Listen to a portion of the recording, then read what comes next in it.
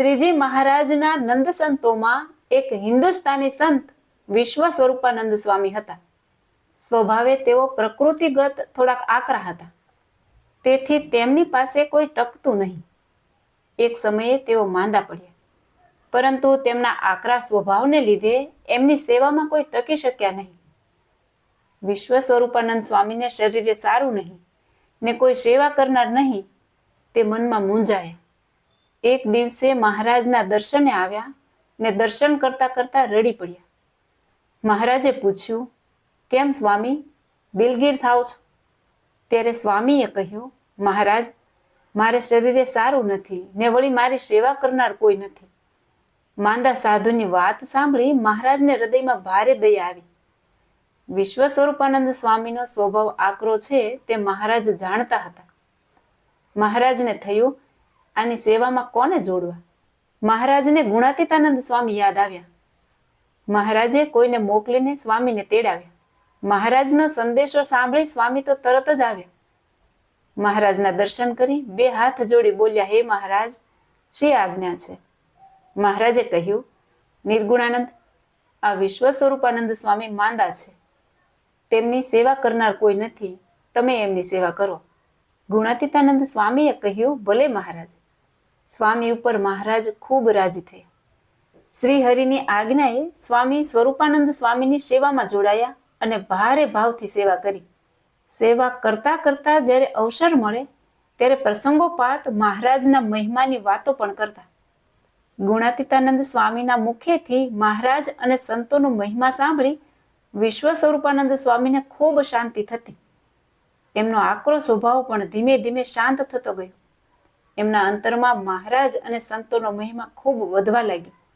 સ્વામીએ સેવા તો ખૂબ કરી, પણ વિશ્વ સ્વરૂપાનંદ સ્વામીની માંદગી દિવસે ને દિવસે વધતી જ રહી.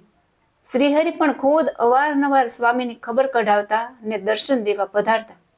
ગુણાતીતાનંદ સ્વામી જે રીતે સ્વરૂપાનંદ સ્વામીની સેવા કરી રહ્યા હતા તે જાણીને મહારાજ પણ અત્યંત રાજી થતા. આ બાજુ વિશ્વ સ્વરૂપાનંદ સ્વામી વિશેષ ને વિશેષ માંદા થતા રહ્યા. એક બાજુ એમને દેહની વિસ્મૃતિ થવા લાગી, પરંતુ બીજી બાજુ એમને પોતાના મૂળ આત્મા સ્વરૂપનું સ્મરણ પણ થવા લાગ્યું ને સ્વામીને અચાનક ભાન થયું કે અરે, હું તો બ્રહ્માંડનું સંચાલન કરનાર વૈરાજ નારાયણ છું અને મહારાજે મને આ સાધુના દેહમાં મૂકી દીધો છે.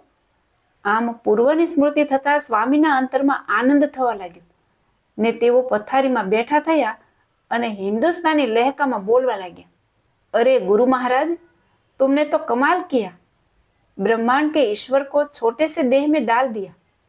तुमने तो पारेवा का पीछा बना दिया.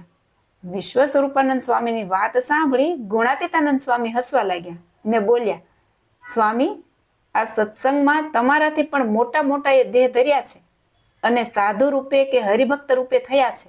માટે સ્વામી, તમે બ્રહ્માંડના ઐશ્વર્યને ભૂલી શ્રી હરિના ઐશ્વર્યને યાદ કરો અને મહારાજની મૂર્તિ સંભાળો.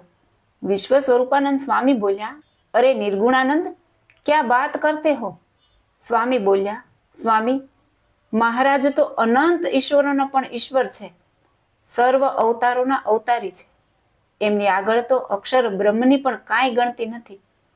વિશ્વ સ્વરૂપાનંદ સ્વામી બોલ્યા, तुम्हारी बात सही है. उसके एक रोम में अनंत ब्रह्मांड अणु की तरह उठते फिरते हैं. गुरु महाराज की तो बात न्यारी है. गुणातीतानंद स्वामी बोल्या, हाँ स्वामी, एम ज छे. विश्व स्वरूपानंद स्वामी કહ્યું, गुणातीतानंद, सभी बात सही, लेकिन तुमने कृपा करके गुरु महाराज का यथार्थ महिमा नहीं बताया होता तो मेरा ज्ञान अधूरा रह जाता. સ્વામીએ કહ્યું, કૃપા તો મહારાજની છે. મહારાજે તમારા હિત માટે મને તમારી સેવામાં મૂક્યો. સ્વામી, હવે તમે મહારાજની મૂર્તિને સંભાળો.